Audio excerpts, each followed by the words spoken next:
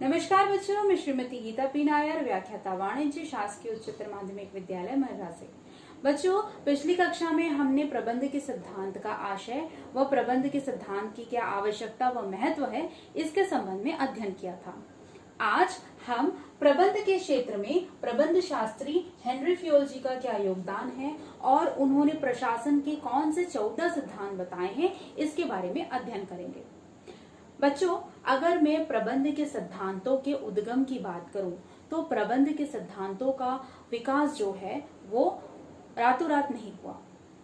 इस सिद्धांतों का जो उद्गम है इन पेशेवर व्यक्तियों द्वारा व्यवस्थित रूप से किया गया।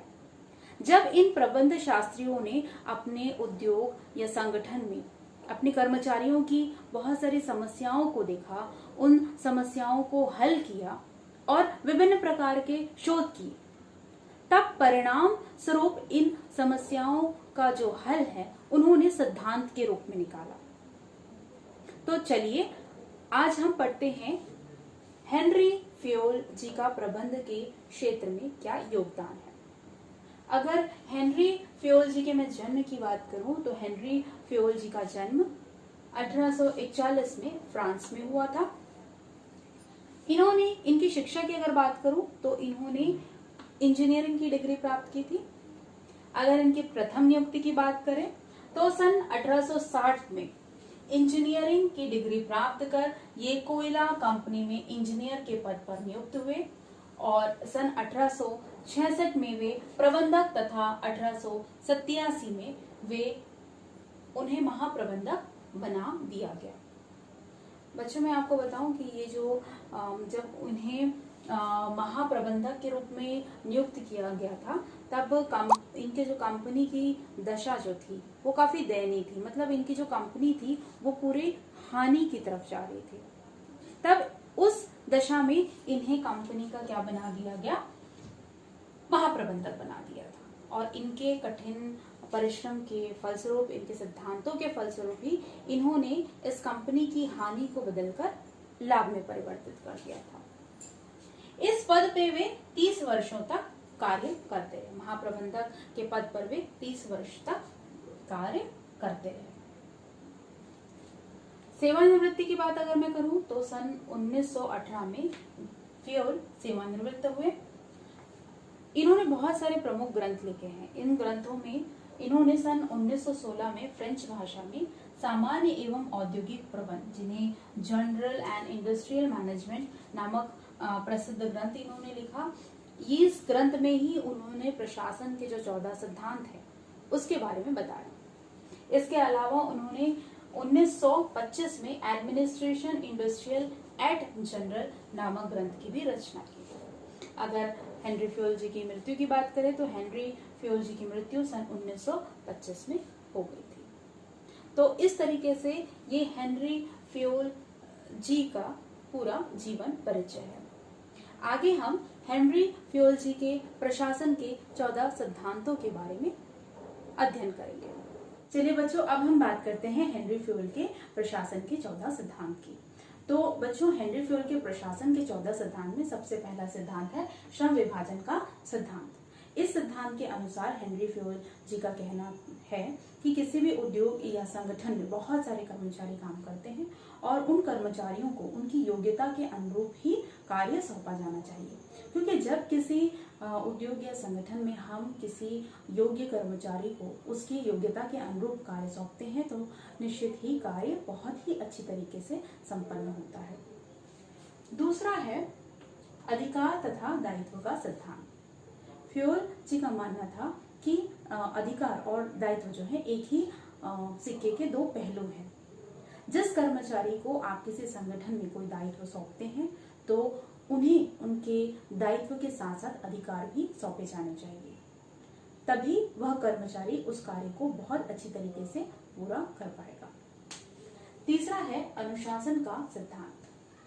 इस सिद्धांत के अनुसार हेनरी फ्योल जी ने कहा है कि जिस उद्योग या संगठन में अनुशासन नहीं होता है वह संगठन अपने लक्ष्यों को प्राप्त नहीं कर पाता है और न ही सफल हो पाता है। अतः किसी भी उद्योग या संगठन में जितना अच्छा अनुशासन होगा, कर्मचारी जितने अनुशासन में रहेंगे, जितने उस संगठन में नीति नियम और दंड का प्रावधान रहेगा, कर्मचारी उतने अच्छी तरीके से किसी कार्य को संपन्न करेंगे। चौथा है आदेश की एकता का सिद्धांत। इस सिद्धांत के अनुसार हेनरी फ्योल जी ने कहा है कि किसी भी उद्योग या संगठन के अंतर्गत हमें एक ही अधिकारी से आदेश मिला जाना चाहिए, क्योंकि कर्मचारी को अगर बहुत सारे अधिकारियों से आदेश मिलेगा तो समस्या की स्थिति पैदा हो जाएगी। तो इस सिद्धांत के अनुसार उन्होंने कहा है कि हमेशा किसी कर्मचारी को एक ही अधिकारी से आदेश प्राप्त होना चाहिए। पांचवा है निर्देश की एकता का सिद्धांत। इस सिद्धांत के अनुसार हेनरी फ्योल जी ने कहा है कि किसी भी उद्योग या संगठन में एक ही निर्देशक से कर्मचारी को निर्देश मिलना चाहिए। बहुत सारे निर्देश प्राप्त होने पर किसी भी निर्देशक से निश्चित ही उस कर्मचारी में दुविधा की स्थिति उत्पन्न हो जाएगी। तो किसी भी उद्योग या संगठन में एक ही निर्देशक से निर्देश मिलना चाहिए। छठवां है सामूहिक हितों की प्राथमिकता का सिद्धांत। इस सिद्धांत के अनुसार हेनरी फ्योल जी ने कहा है कि किसी भी उद्योग या संगठन में सामूहिक हितों को प्राथमिकता देनी चाहिए, न कि व्यक्तिगत हितों को, क्योंकि सामूहिक हित में मतलब समूह में ही व्यक्तिगत हित भी छुपे हुए होते हैं। अतः किसी भी उद्योग या संगठन में सामूहिक हितों को क्या देनी चाहिए, प्राथमिकता देनी चाहिए। सातवां है कर्मचारियों का पारिश्रमिक का सिद्धांत।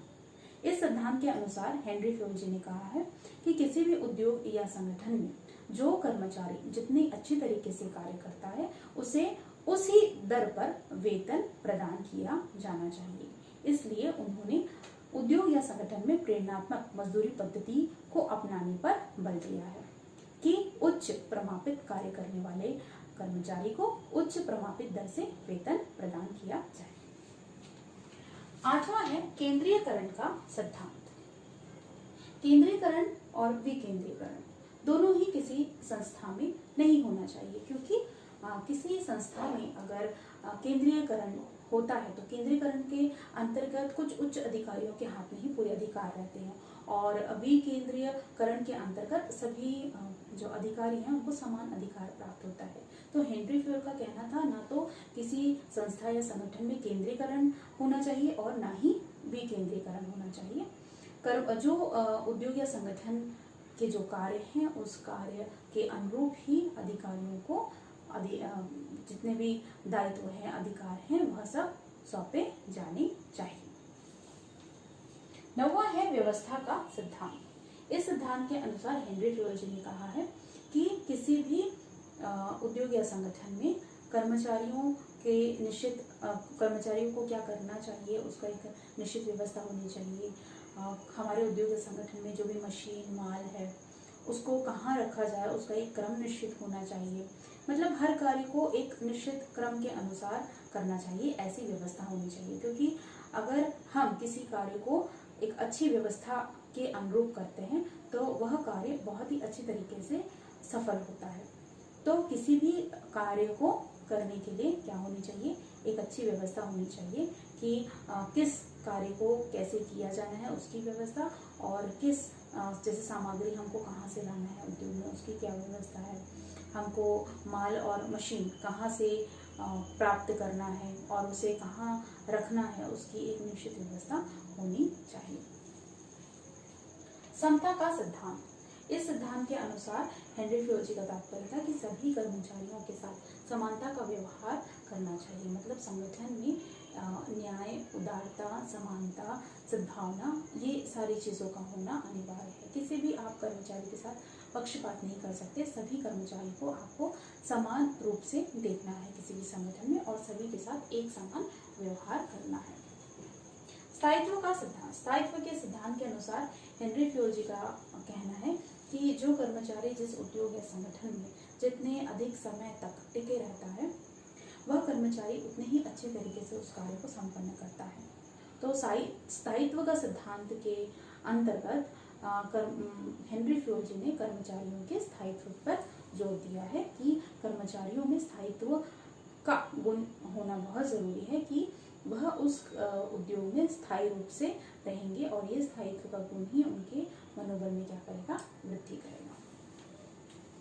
पहल शक्ति का सिद्धांत। इस सिद्धांत के अनुसार किसी भी उद्योग या संगठन के अंतर्गत किसी कर्मचारी या अधिकारी को कोई अगर योजना उनके मन में आती है या कोई योजना अगर वे सोचते हैं तो निश्चित ही उसके लिए उन्हें पहल करना चाहिए।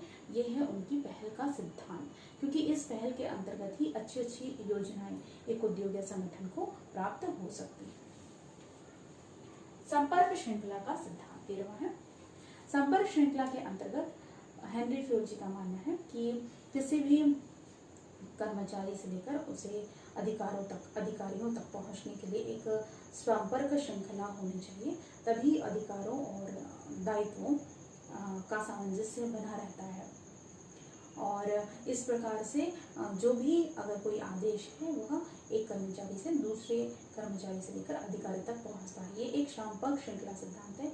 लेकिन कभी कभी क्या होता है कि हमें जल्दी कभी किसी भी समस्या पर अगर निर्णय लेना पड़े तो हमें समतल जो संपर्क श्रृंखला का सिद्धांत भी अपना सकते हैं, जिससे तुरंत हम एक कर्मचारी से दूसरे कर्मचारी तक बात पहुंचा सकें अपनी। लेकिन उस सिद्धांत के अनुसार वे दोनों कर्मचारी एक ही समान पद पर होने चाहिए, तभी वह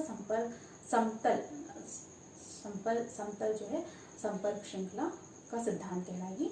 लेकिन अगर जल्दबाजी नहीं है और हमको जल्दी निर्णय नहीं लेना है तो कर्मचारियों को अपनी बात अधिकारियों तक पहुंचाने के लिए संपर्क श्रृंखला सिद्धांत को अपनाना चाहिए। चौथा है सहयोग एवं सहकारिता का सिद्धांत। सहयोग एवं सहकारिता के सिद्धांत से आशय है कि यहाँ पर हेनरी फ्योल जी ने कहा है किसी भी उद्योग या संगठन में हमें हमेशा हम का प्रयोग करना चाहिए। कहने का तात्पर्य है कि जितने भी उद्योग या संगठन के अंदर जितने भी कर्मचारी हैं उन्हें एक साथ मिलजुल कर कार्य करना चाहिए। मैं को लेकर मैं जो है वो घमंड दिखलाता है तो किसी भी कर्मचारी को मैं कहकर कोई काम नहीं करना चाहिए कि मैंने किया है मैं ही करूँगा, इस तरीके से नहीं।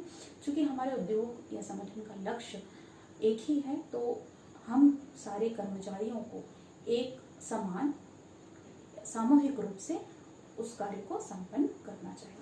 तो उन्होंने इस कार्य के लिए सहयोग और सहकारिता मतलब हर कर्मचारी को एक दूसरे से सहयोग लेकर और समन्वय की भावना से एक संगठन में कार्य करना बतलाया है।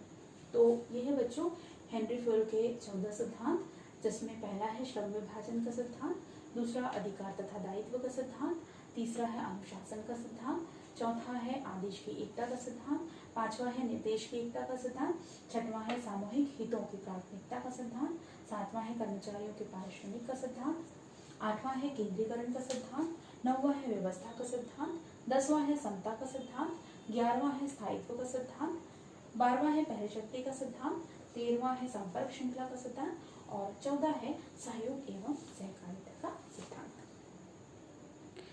बच्चों आज जो हमने टॉपिक पढ़ा उससे संबंधित अभ्यास के प्रश्न निम्नलिखित हैं।